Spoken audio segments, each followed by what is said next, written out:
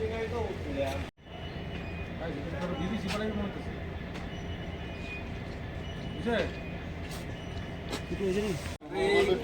दुई तीन चार का वैसे आगे जा चल बीच में ढुकाओ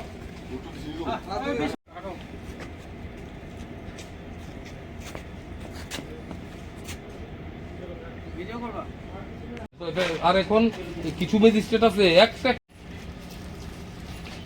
একটা বেশিও কম যাতে না হয় পরে এই ব্র্যান্ডের মাল পাইতাম না এলাইন কন্যা মিলে আর কোনো লাগতো না সিল করে দেব ঠিক আছে এটা তখন ঢুকে রেখে রাখিস মিলিয়ে রাখতে দিব এখান থেকে ডাইরেক্ট যাব ইন্টারগুলো পঙ্কজ বাবু কিচ্ছুটা কই দিব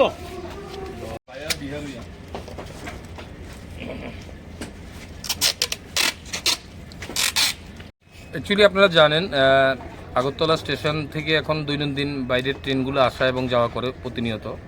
তো ওটার বেসিসে আমরা প্রত্যেকদিন বাইরের ট্রেনগুলো যখন যায় তখন আরপিএফের বড়োবাবু তাইনের অফিসার স্টাফ আমরা জিআরপির অফিসার স্টাফ জয়েন্টলি আমরা ডেইলি এটা থ্রো চেকিং করি এবং দৈনিক এখান থেকে কন্ট্রাব্যান্ড গুডস এবং ইলিগেল মাইগ্রেন্টস অ্যারেস্ট হচ্ছে, ডিটেইন হচ্ছে। আপনারা দেখছেন এখন একটা ট্রেন্ড আমরা দেখতে পাচ্ছি, কিছু ট্রেনে করে বাইরের থেকে কিছু কফ সিরাপ মাঝে মাঝে আসছে। তো এখন বাইরের থেকে যখন ট্রেনগুলো আসে তখন আমরা এগুলো থ্রো চেকিং করি। তার মধ্যে আজকে ওসি আরপিএফ সাহেবের কাছে যে ইনফরমেশনটা ছিল সেটাকে আমরা জয়েন্টলি একসাথে আমরা ট্রেনটা অ্যারাইভেল হওয়ার আগেই আমরা ওই ট্রেনটাকে কর্ডন করি। কর্ডন করার পর সাসপেক্ট আমরা 6 জনকে আমরা ডিটেইন করতে পেরেছি।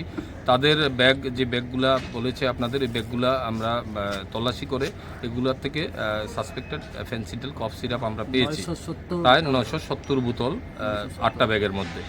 তো এগুলা নিয়ে আমরা এগুলা সিজার করেছি। সিজার করার পর আমরা একটা এনডিপিএস কেস নেব। তো কেস নেওয়ার পর দেখব এইখানে যারা অ্যারেস্ট হয়েছে তাদের মধ্যে আমাদের গোয়ালা বস্তির একজন ছেলে আছে, সেও বিহার থেকে এসে এখন পর্যন্ত কনফেস করেছে।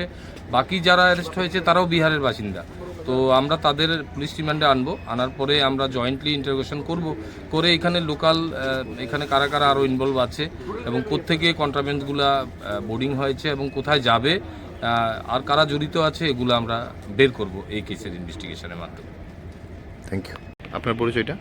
আমি OC RPF inspector RPF Deepak Dutta. Thank you.